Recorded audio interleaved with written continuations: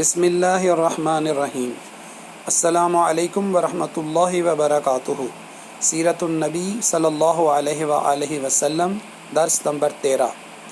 آج کے درس کے پیٹرن میں تھوڑی سی تبدیلی کی گئی ہے کہ وہ سوالات جو عام طور پہ درس کے آخر میں پوچھے جاتے ہیں وہ سوالات پہلے ہی پوچھے جا رہے ہیں، تاکہ وہ لوگ جو درس میں دلچسپی مشکل سے رکھتے ہیں، سوالات کی موجودگی میں ان کی زیادہ دلچسپی درس کے ساتھ قائم رہ سکے اور وہ ان سوالات کا جواب آسانی سے تلاش کر سکیں۔ عام طور پہ مشاہدے میں یہ آیا ہے کہ درس جو تقریباً 5 منٹ پر مشتمل ہوتا ہے، اس میں سے بھی اکثر لوگ تھوڑا درس سنتے ہیں اور سوالات جو کہ آخر میں پوچھے جاتے ہیں ان کا انہیں علم نہیں ہوتا۔ لہٰذا ہم سوالات شروع میں پوچھ رہے ہیں تاکہ سوالات کی موجودگی کو سامنے رکھ کر درس کو سنا جائے۔ سوال نمبر 1، حضری عربوں کا ذریعہ آمدن کیا تھا؟ سوال نمبر 2، بدوی عربوں کا دوسرا ذریعہ آمدن غلہ بانی کے علاوہ کیا تھا؟ سوال نمبر 3، عرب نسلی طور پر کن 2 گروپوں میں بٹے تھے؟ جاہلی معاشرے کی چند جھلکیاں۔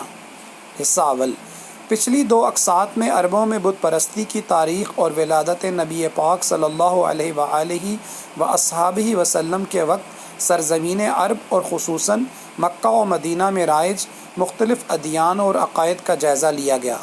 اس قسط میں ظہور اسلام کے وقت عربوں اور خصوصاً قریش مکہ کے معاشی اور معاشرتی حالات بیان کیے جائیں گے۔ ظہور اسلام کے وقت اگر عرب معاشرے کا ایک سرسری سا جائزہ بھی لیا جائے تو ایک بات شدت سے محسوس ہوتی ہے کہ تب کا عرب معاشرہ ایک ہی وقت میں اچھی اور بری متضاد خصلتوں کا شکار تھا، اور اس سے بھی اہم بات یہ کہ اچھی بری یہ متضاد خصلتیں اپنی پوری شدت سے ان میں سرایت پذیر تھیں۔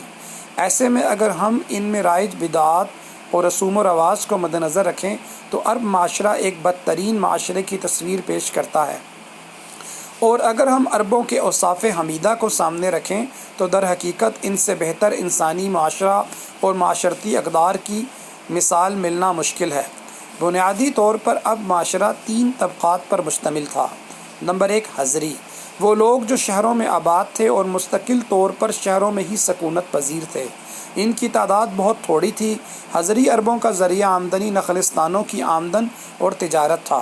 در حقیقت یہ آپ صلی اللہ علیہ وآلہ وصحبہ وسلم کے پردادا حضرت ہاشم تھے، جنہوں نے روم و ایران اور شام و ہندوستان کے حکمرانوں کے ساتھ تجارتی معاہدات کیے۔ اس طرح عرب لوگ بڑے بڑے قافلوں کی صورت میں ان کے ممالک جاتے اور وہاں سے قافلے عرب آتے۔ قریش مکہ کو کیونکہ خانہ کعبہ کی تولیت کی وجہ سے مرکزی اہمیت حاصل تھی، اس لیے قریش مکہ کے قافلوں کو عرب کے بدوی قبائل لوٹنے سے بھی گریز کرتے۔ نمبر 2، بدوی، عرب کی اکثر آبادی بدوی قبائل پر مشتمل تھی جو خانہ بدوشی کی زندگی بسر کرتی تھی۔ ان کا اصل ذریعہ معاش غلہ بانی یعنی جانور پالنا تھا، اس لیے جہاں کہیں چراگاہ نظر آتی وہیں ڈیرے ڈال دیے جاتے تھے۔ جب اس چراگاہ میں ان کے جانوروں کی خوراک ختم ہو جاتی تو وہاں سے کسی اور جگہ کا رخ کرتے۔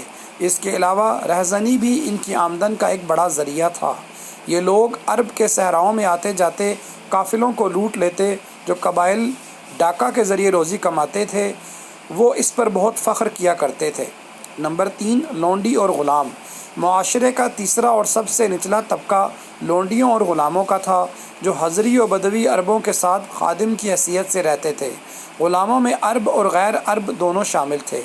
عرب تو قبائل کی آپس کی جنگ میں مغلوب ہونے یا پھر مقروض ہونے کی وجہ سے لونڈی اور غلام بنا لیے جاتے، جبکہ غیر عرب بکتے بکاتے سرزمین عرب پہنچتے، جہاں باقاعدہ منڈیوں اور بازاروں میں ان کی خرید و فروخت ہوتی تھی۔ مالک کو یہ حق حاصل تھا کہ وہ اپنے غلام پر جس طرح چاہے ظلم ڈھائے اور چاہے تو اسے جان سے ہی مار ڈالے۔ معمولی باتوں پر غلاموں کو اتنی سخت سزائیں دی جاتی کہ انسانیت کی روح بھی کانپ اٹھتی۔ غلام کا بیٹا بھی پیدائشی غلام ہوتا تھا۔ اسی طرح لونڈیاں بھی ظلم و ستم کا نشانہ بنتی تھیں اور ان سے بدکاری کا پیشہ بھی کرایا جاتا تھا۔ ناچ گانے جاننے والی لونڈیوں کی قیمتیں نسبتاً زیادہ ہوتی تھیں۔ غرض کے غلاموں اور لوڈیوں کی جان و مال، عزت و آبرو اور اولاد سب کی سب ان کے آقا کی ہی ملکیت ہوتی تھی۔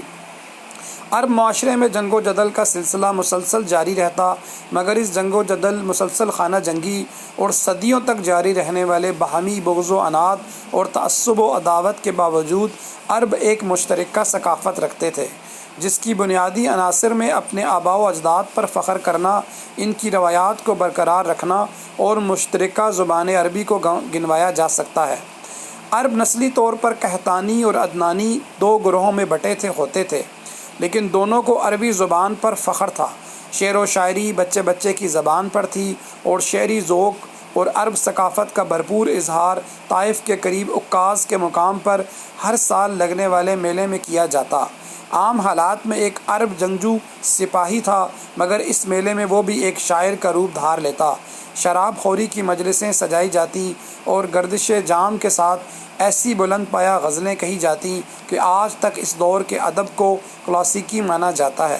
فاحشہ عورتوں کی موجودگی نے ان مجالس کو بیہودگی کی انتہائی پستیوں تک پہنچا دیا تھا۔